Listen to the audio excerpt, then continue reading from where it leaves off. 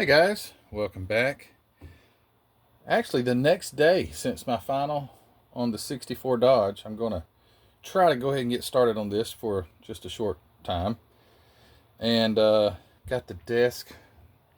I can't really use this side because Ruthie is still over there. And it could be indefinitely. And I keep saying I got to get her back out here. And so I have this spot right here. I got this spot right here. For this one, I don't know, fits better. So I got it all cleaned off just a few minutes ago. And I'm going to go ahead and reopen this thing and check it out real fast before I get started on it. So this is a 1966 copyright date, 1/32 scale Chevy Monza SS. It's got a rear engine, kind of like a Corvair engine in it, 6-cylinder. 79-cent kit. My friend Billy Bear sent this to me. This thing is like immaculate, and I really hate to build it because it is like a absolute time capsule as far as the box. It is so well taken care of. But if I did that for all of them, I'd never build anything. So pretty cool. The box art is just amazing too. This guy I don't know where he's at, some old-timey car show, and he brought his new Chevy Monza SS, and he's got his lady with her white gloves and all that stuff. I don't know, is he about to kiss her neck, or is he looking to the left? I can't tell exactly. Maybe he's sniffing her. I don't know. But anyway, I opened this up on the video when I got it, and I was afraid I didn't see that it had the windshield frame. And I found out that the windshield frame is made in the windshield. So there's your size. It's a little small guy, but this one's really nice. Just recently got a haul video with a little, it's right here. It's Aurora MG, and it is 61. Okay, well there is some difference in age. And if you notice the body on this one, which is a multi-piece body, but it's just, you can tell the molds were really handmade for the most part. It's not well defined lines. You can see like the door there. I guess you could build it and it'd be fine, and I need to. It'd be a quick build, probably, maybe. Probably not, because it'd take a lot of work, but this one is really nice. This one's got really nice lines. Wouldn't take much cleanup for the body. And yeah, so I'm going to jump on this one. And it's just curbside. It doesn't have an engine. It's just got that. But I did mention on my video when I opened it about the amazing detail that Aurora did with all the little bolts. And just, it really is. For the technology they had then, which was, not computer technology, it is a real neat thing to look at. Oh, I thought something was broken. So it does have the bumpers still attached. These look like exhaust tips, possibly, because on the box you see the rear exhaust. I bet that's what these little things are. Maybe. Maybe not. Yeah, I bet they are. I bet they fit right in there. And here is that questionable, the windshield has, so just chrome that. Just chrome around the edge. So that's simple enough. Little stuff like this, just amazing to me. Get your introductory set. What is the set for 10 cents? Oh, the world of science, and how you would take your dime, you would place it here, and you would fold over, and you'd mail in an actual dime. Yeah, that's so cool. This is the kind of stuff I'm going to hang up on my wall when I get my model room built. But I've been thinking the model room might actually end up being a 3D printing room, and with some extra storage. I don't know how that's going to work until I get it built. This room could be the 3D printing room. That's a possibility.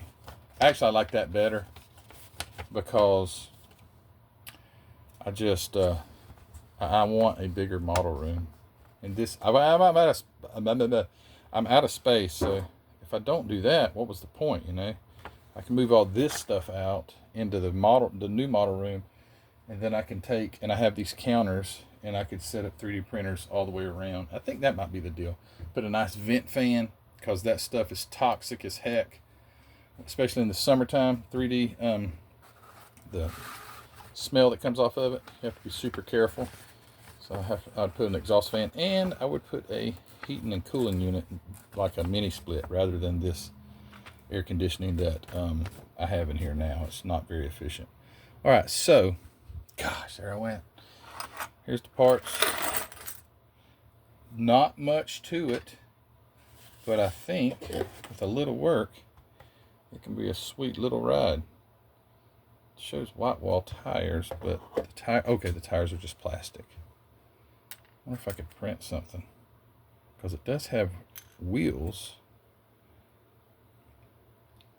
little turbine wheels. I'll probably use the plastic. You can actually make plastic tires look pretty good, even after you glue them together and you start spinning them in the drill. You can make plastic tires look really nice. Little seats with the seat belts. Got some pretty cool little details for an ancient kit. Just joking, guys, that were around then. I know it's not ancient. Actually, it's only 10 years older than me. So here's your rear, independent rear suspension, or your differential and your axles. So yeah, I'm gonna get to work on this thing, do some sanding, see what parts I can go ahead and, well, I guess you can, I'm about to say there's no engine. Chassis is pretty self-explanatory. Probably can put a lot of parts together, like this rear. This would take a few minutes to get in there and get it all blended in and everything. I guess that's how it goes. Maybe it goes like this. No? I hope all the parts are here. How does this go? Maybe that's for the front. No, that's not for the front. All right, I'm gonna lay the instructions out and see if make sure all the parts are here first. It's one thing I got to, because see, all your trees are pretty well empty. So I'm having to rely on, I hope, and you don't like to rely on I hope, because that don't mean they're all there. So I'm going to go through really quick, do a quick inventory, and we'll make sure it's all here. See you in a minute. Split second, snap of the fingers. Okay, so I went through everything, and it is all here. All like 18 pieces. So that is for the rear. There's your tail lights that go in between that. Dashboard, steering wheel, windshield, 2 seats, your bucket. There's your shifter and a, what was it called? A emergency brake lever. What were those things? Exhaust tips? I didn't see that. Yep, exhaust pipes. Those 2. Bumper. All your wheels and tires, rear diff, or front suspension, and then rear diff racks. It's all here, and chassis. So it's all here, and that means I can get started. Some of the coolest instructions, though. Just love it. This deserves a picture frame, because that is just art. That's hand-drawn stuff, man. That is something else. There's a real picture of the actual model after somebody built it. There's another one right there.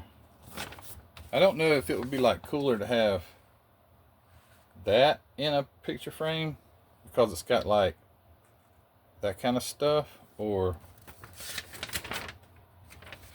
it being opened, like, and having all that. I don't know. I got so many neat ideas. I just really go into dreamland when it comes to that stuff. But anyway, all right, so I'm going to get started, do a little sanding, do a little trimming. I don't know if it'll be this evening or not. This is Tuesday. What's today's date? Tuesday, October the 15th. It's 7:17 p.m. I have to be in bed by 10, because I get up at 4:40 every morning for work. 4 days a week, thankfully, though. Not 5 days a week. I work 4 10s. 6:30 to 5. So that gives me a Friday, Saturday, and a Sunday. So I'm working feverishly to get ready for Acme. I printed all this weekend, for the most part. I had Monday off yesterday. I printed all day Monday, just trying to get the stock up, because I don't want to go there, sell a lot of stuff and then come home to nothing, and then I've got a stack of orders that I don't have the stuff for. So that's how it goes. Anyway, I'm gonna get started. See you in a minute. You know what? I never do this. Hardly ever do I do anything on camera except show you what I've done. So maybe I'll make this first video just doing some cleanup here, and that might be all right. I have had people ask if I would do more like showing what I do. Give you the very first reason I don't. The very first reason I don't is the critics.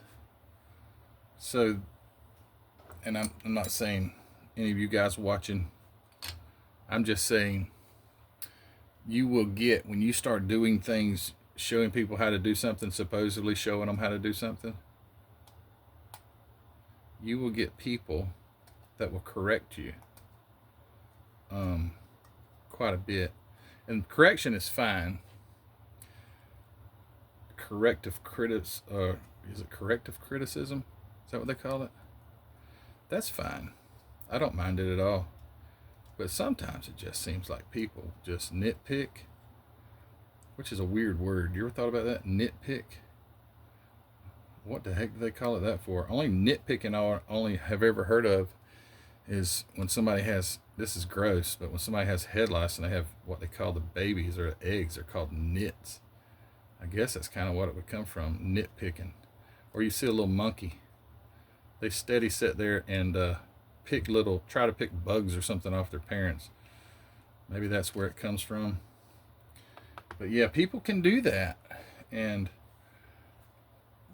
you know, maybe if those things didn't happen so often, people would be more apt to you know, show a little bit more what they do. This thing is super clean as far as flash. I'll just start hitting it with this 1000. I love these. I don't think they make these anymore in Finney. I got these from Hobby Nut Models a long time ago in Finney. This is a 1000. You can hardly see it, and I'm sure it's worn slap out. I think I've got a couple more, but I just keep using the same ones because I don't want to get to where I don't have them, because if they don't make these anymore, these are my absolute favorite because they're soft, you know. So you can like hammer down and it kind of contours, yeah, to the surface. Let's see, this thing matches up to the chassis right here in the front somehow. Is that right? Bumper pins up right there to the little pins, and this would sit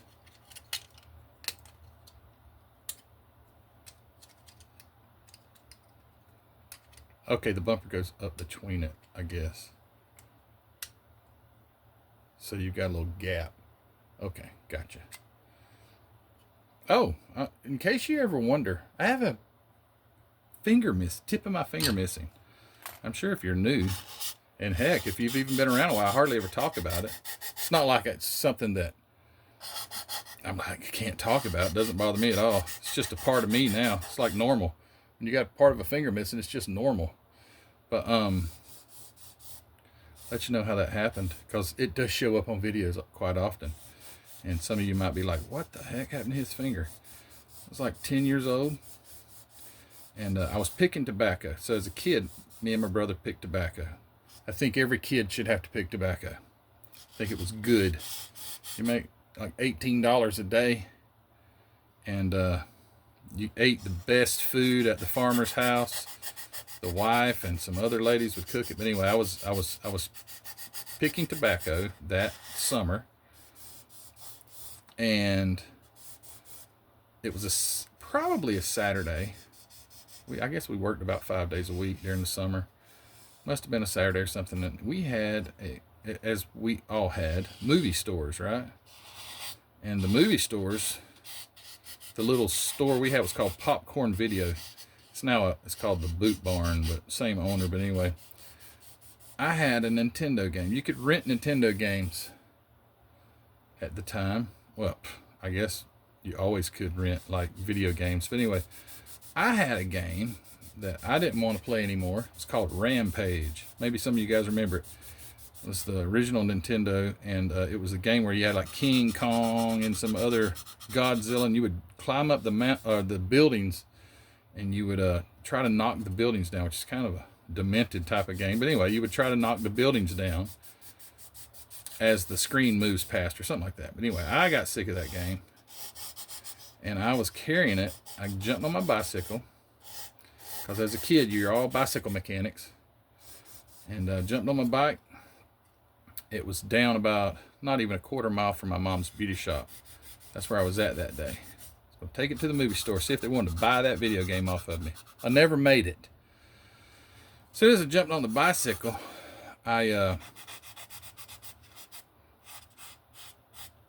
of course, again, being a bicycle mechanic, I had the chain nice and tight and no chain guard on it.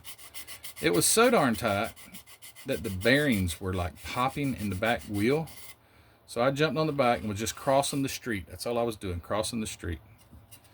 And as I crossed the street, I had the video game in my left hand, and it was popping, right? So I decided, what the heck, that chain must be really tight. So I just reached down, and I just reached my hand under the chain just to kind of wiggle it. And I don't know what I thought, maybe because I was crossing the road, I accidentally pedaled, and that joker was so tight. Cringe warning. I rolled my finger right up into the chain. It was so tight. That was it. I just pulled, bam. And you know, as a kid, it hurt. You know, I don't remember how bad it hurt, like when it actually happened. But I just snatched my finger, and yep, the end of it popped right off. It was stuck right in the chain. And I ran across the street to the Gulf station. There was a Gulf station in Nahunta. It's not there anymore. And this fellow named Mike Adams was the attendant at the Gulf station. It was a full service gas station, and I didn't know what to do. I didn't turn around and run back into my mom's shop. I ran straight over there to Mike and was screaming, and just blood going everywhere, man. You could imagine, just going everywhere. And that poor fella about died. I was just screaming, Mike, help me, because I knew him. And he got on the phone and was shaking. You know, he didn't know what to do. And the lady that owned the station was across the street in her little store. Her name was Gail Morgan. And Gail, he was calling Gail. He said, Gail, he's cut his finger off, or something like that. And anyway, I said, heck, this ain't getting me nowhere. So I just took off and ran back into my mom's beauty shop. And she was doing a perm on some lady. I don't remember. I think I remember who it was, but it doesn't really matter. But I ran in with that thing just spewing blood out, running all down my arm. And I just was crying, you know, I was a kid. And she bypassed me and ran outside. Just ran right past me. Like, what the heck? Yep, she ran right outside. And then she got her bearings straight, ran back in, and grabbed me, threw a towel on my hand. And at that point, I felt like I was the one in control. And we took off to Waycross, Georgia. My mom had an 87 Camry, which, you know, was a brand new car at the time. Well, 87, let's see. If it was an 87 Camry and I might have been 11. We took off. She ran 100 miles an hour. It was about 25 miles to the hospital. And 100 miles an hour running red lights, like not blowing through the red lights, but you know, I hope Mom was watching this, but anyway, it was the ride. Let me tell you what. Didn't see the first police, and got to the hospital. This has a lot to do with this car, I know, but it's because of my finger, and it's always in the videos. Got to the hospital, and there was a place at the hospital, which is all different now. It's all new. It's not the same hospital, where the ambulances would back up to the door. You know, you get a front row seat if you're in an ambulance. You don't have to, you don't have to wait. And anyway, she beat on that darn door. She didn't take me into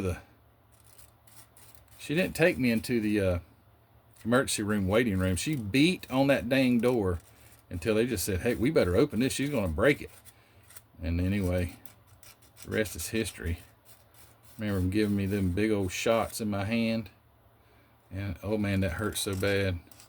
The actual pain of the finger wasn't as bad as you think. I guess because there wasn't nothing there to hurt.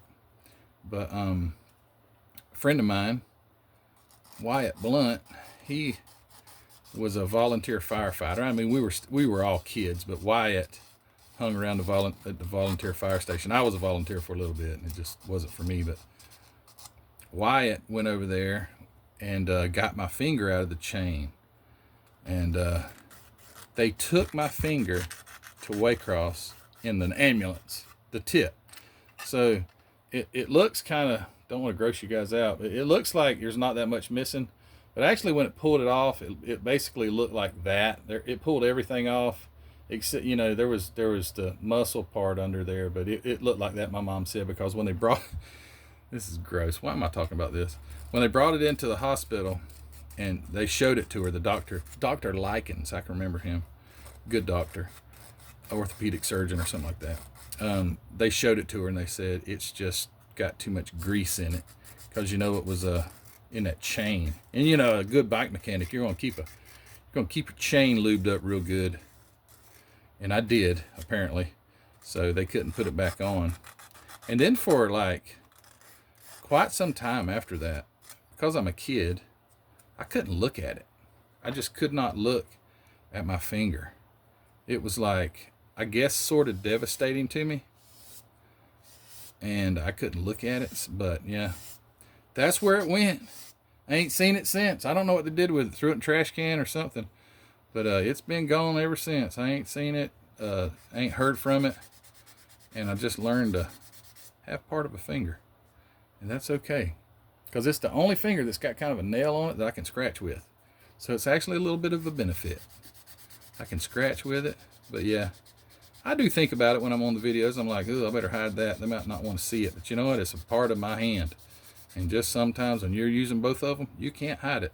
I'm hoping that I'm sanding off this a parting line rather than I don't think it's got no, it doesn't have a line there. But boy, is it close to the emblems right here. I'm going to have to be super careful when I get up there. So this is what I do. I'll take a body, and this 1000, it's nice and soft. It's worn out, so it's probably more like 1500 or better. And I just give it a nice little sanding and see where I can get with that. And usually this 1000 will knock everything down that I need to. Then I'll take the 1500 and then I might hit it with the 2500 or the 2000. I think it's 2500. And this isn't so aggressive that it's eating through my plastic, really eating the body lines up or anything like that. So that's what I do. And even if the body's clean, I still hit it with the sandpaper, because if you have a really super smooth finish, kind of like that, the paint needs something to adhere to. Yes, man, you're smart, Matthew. But it has to have something to grab to. So these microscopic little scratches that you're putting all in it, and you can smooth them out, like I say, even more with the 2500, 1500. They're giving the paint something to grab onto. I didn't learn that modeling. That's just the way it is with anything. If you're using something sticky, unless it's like, you know, something that needs to stick on glass, you know, you need something for it to grab to. I guess something sticky is not the best way to explain that. But so there you go. I ain't had a finger on my pointer part. I've been missing part of my pointer finger since I guess I was 11, and it's worked out just fine. So I'll go through that and do that. That's what I'll do. And like I say, even on the smooth surfaces, I'll hit it with this 1000, then I'll go back and smooth all of this that I've done out with my finer ones. Then I'll hit it with that. Depending, I guess I'll paint it red. So I might use that pink primer this time. Mr. Color or Mr. Hobby, Mr. Color, whatever it's called, the pink primer. And when you're sanding too, it really shows all those lines. You see how that line is really definite? Now, I hadn't hit that with the sandpaper. It's just that dust gets on it. Yeah, you wouldn't want to just sit here and scrub on the flat like this. You do kind of want to run it with the shape of the body. But the good thing about these, it just, see how it just kind of conforms to the body, so it makes it a lot easier to sand rounded corners and all of these. If you were using something like this is also Infinity. It's got a teeny little bit of cushion in it, but not much. So I don't use these as often unless it's something flat. These are what I'll use to, let's say I want to sand a 3D printed something. I'll take, I know I wouldn't sand a tire, but if it was like an intake or a cylinder head or something, because when you 3D print, you've got the little supports and it leaves those little marks. So I'll take something flat like that, and I'll take the cylinder head or whatever, and I'll just slide it back, keep it nice and flat, and slide it back across it. But as far as bodies go, these are the ticket. And I don't want to bore you guys with just doing this, but I thought I'd just get on here, and I might make this video just short. But I'll do this whole body. And then go, you know, when you shoot primer on it, you're going to see all the flaws. So then you get to do this all over again. And you have to be careful with this little body because it's got, see those little, it's like where the roof would attach or something. I don't know what that is. But anyway, they're supposed to be silver. So you have to be careful, go around those. See if there's silver there. And then your emblems, which there ain't no chance in you know what, that I don't know how in the heck people actually, I might just sand them off because they're so small. And they're supposed to be silver. You know what? I just noticed something. Oh, that's made onto the hood. The hood, or the either gas cap or something up there in the front, I don't guess there's supposed to be a part for that. Nope, it just says silver. Silver! Right there. So you just paint that. It actually looks like it probably would be better if you actually had something to put on there, because that looks like it's kind of oddly shaped. And heck, that would be hard to get a perfectly round circle painted. I don't know. That would be the chore. So it might not have the Monza emblems on the side of it. Too bad you can't 3D print stuff like that. I mean, I guess you could, but holy cow, is it small. Yeah, that's what I'll do. Okay, Matthew, you already said that's what you'll do. And if the body lines need to be opened up a little bit, I mean the panel lines, and I probably will. I've got these little border craft tool, got these from Hobby Nut Models. It's got this mini hook on the ends for scribing lines, and they work really good for that kind of stuff because it kind of stays. Now you can go outside the lines just like color, and you want to stay in the lines. But these things are pretty darn nice.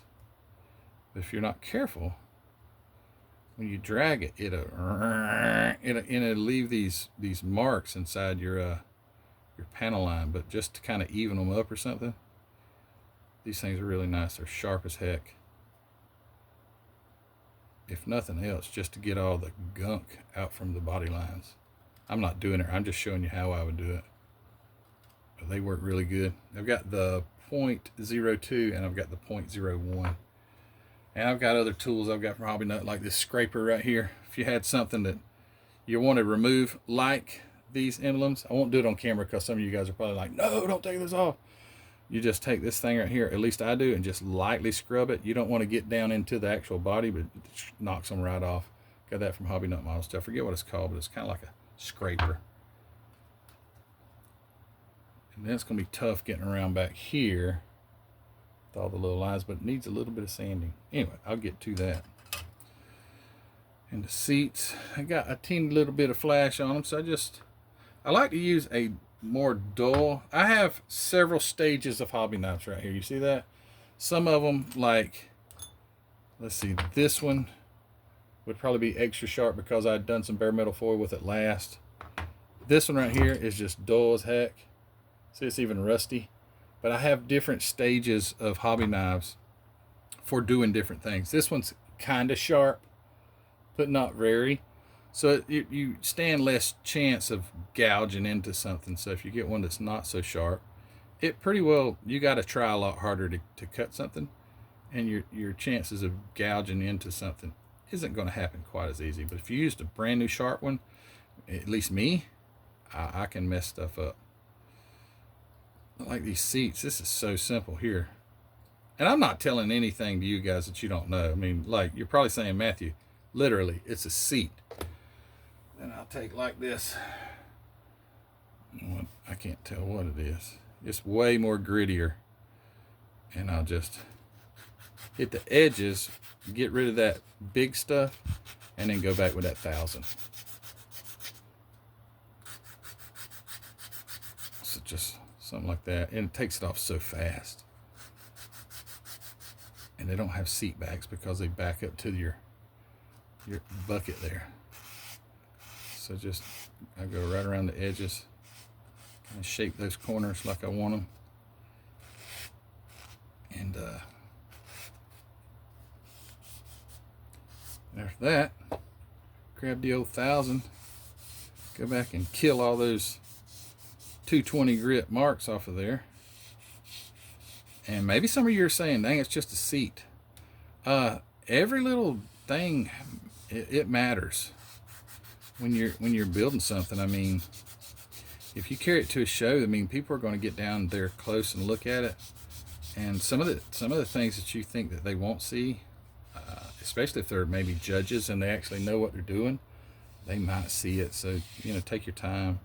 And I don't take my time as much as I need to because I am just limited on time. But I do try to do the best that I can do with the time that I have available. I'd love to just be able to do this all the time, man. Could you imagine just be able to build models all the time? It could get old, though. I understand that. It could get old. So with these tires here, I just noticed something, though, because it's got the wheel back made onto the tire. It'd be harder to put in drill, but I'll figure something out. So I'll just glue these tires together after I clean them up.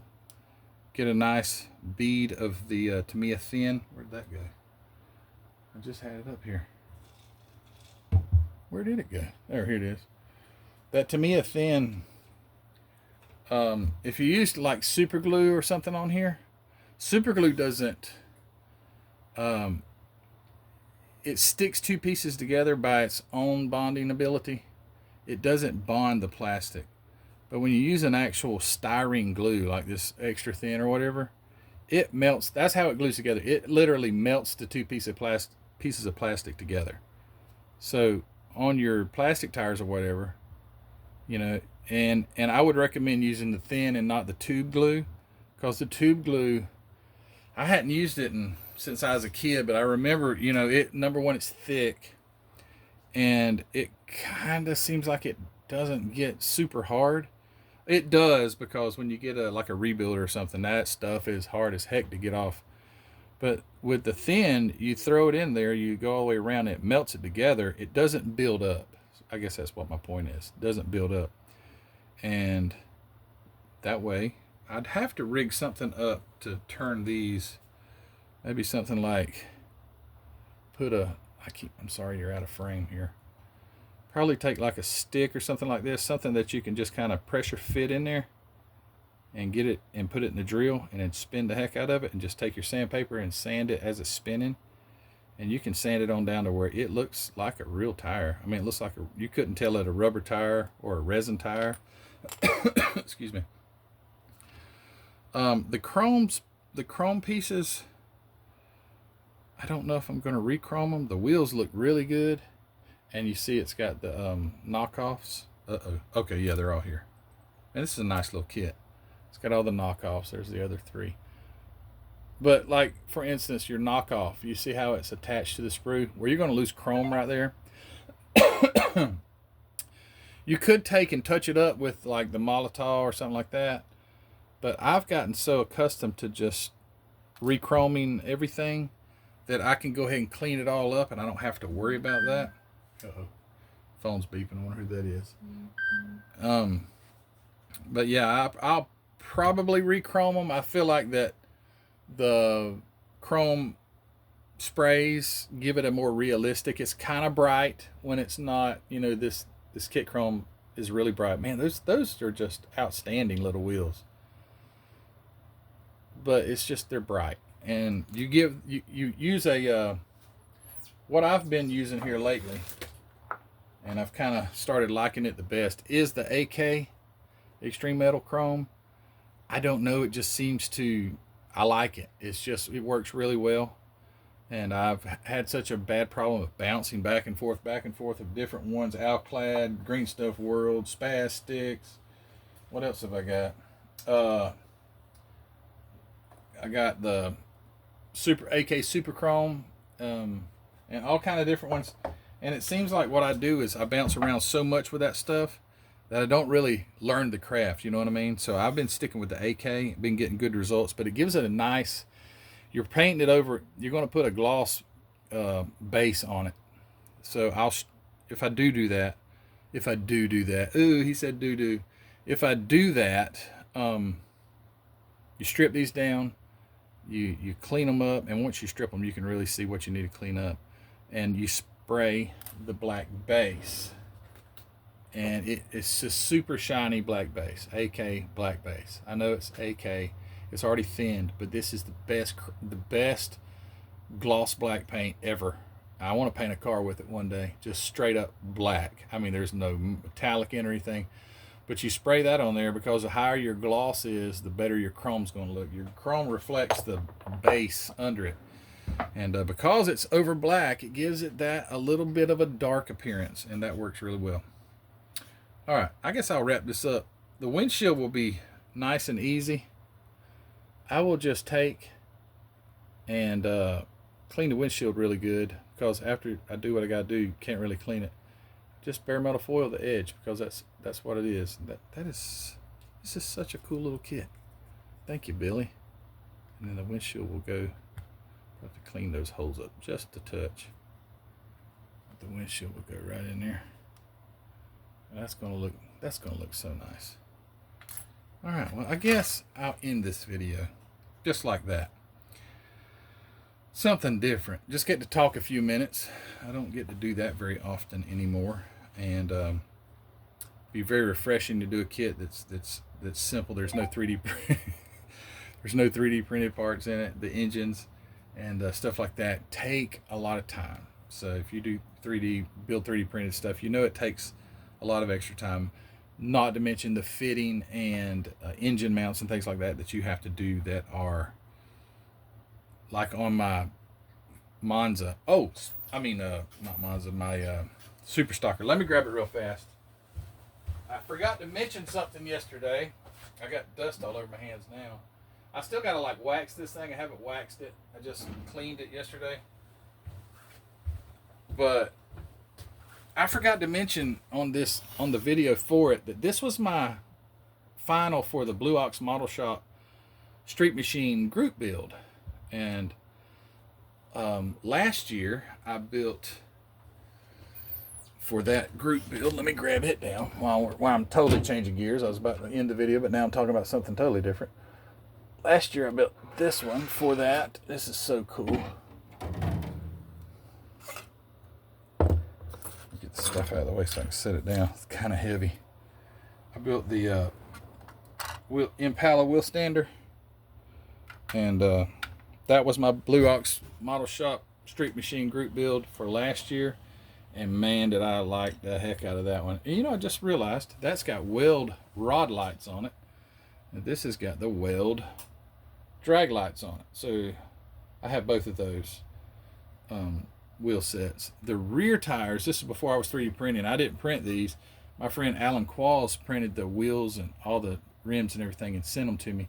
And he sent me these, which worked out just perfect. Yes, I know this is not Monza anymore, but he gave me the wrinkle walls gosh, this thing is heavy. You wouldn't believe it. But yeah, it's got the wrinkle walls because this thing is launching, right? You know, if you have a, oh man, I'm noticing something on my bumper back there. It looks like I've scrubbed it. But if you have a car that's just sitting still, your tires wouldn't be wrinkled like that, like it's launching.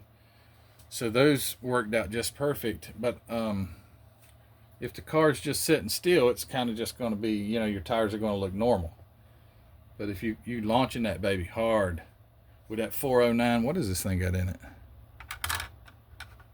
409 dual quad 409, you know, and I don't think that engine would be launching it like that, but mine is, and ain't no driver in it either. I know I caught the devil over that, but haha. Tim Kalinkowitz really gave it to me over the no driver thing, but anyway, I'll do it next time. And I have my friend Tim. Well, heck, what's Tim's last name?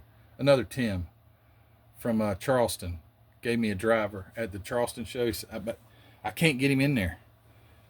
He won't fit through the window. So the next one I build will definitely have a driver. Tim, what is Tim's last name? Anyway, it'll come to me as soon as I quit talking about it. But that was that group. That was last year's group build, and this is this year's Blue Ox Model Shop Street Machine group build. And that turned out fancy and cool looking, man. And I'm just so proud of it. If you hadn't seen that video yet, go back one video before this and you can see that one. And if you want to go like a year back, you can see that one. I don't remember how far back, but anyway, I guess I'm done talking. But anyway, yep, the completed Blue Ox Model Shop Street Machine group build for 2024, the completed for 2023, and the incomplete Monza, what was it called? Chevy Monza SS right below them. And you can see the size difference in 132nd, which this would have been a small car. But 132nd to 125th is quite substantial. That must have been a really small car. It looks like the people aren't standing right at it either. It looks like they're off in the distance just a little bit. But looking at the seats and all, it was a small car. So it's not a great comparison. Maybe to a Corvette or something like that. But yeah, 132nd scale is much smaller. Anyway, okay. I think I'm done now. I think I've talked all that I want to talk. And you've probably heard all that you want to hear. And it does balance. Look at that. Isn't that cool as heck? But, and you're probably thinking, dang, Matthew, you were just closing the video and now you're talking again. This thing was so hard to get balanced to where it would actually sit there. Even if you take the hood off, it throws the balance off. It sits on the back bumper because it doesn't sit on the back bumper. It's got a ton of fishing weights that I flattened out with a hammer, and they're all glued back there. Somebody said on one of the videos that's going to warp it. All that weight sitting on it, it's going to warp the back. Hasn't yet, and it's been over a year, so that's good news. But you take the hood off, and see, it starts hitting the back bumper. Actually, it barely balances. But you put the hood on, it's just balanced perfect where you can do that right there. Isn't that cool? Both front tires off the ground. That thing is toting a twisted wheel stand. Let's take a quick look at that. I love this car. I think the paint was just perfect for the color.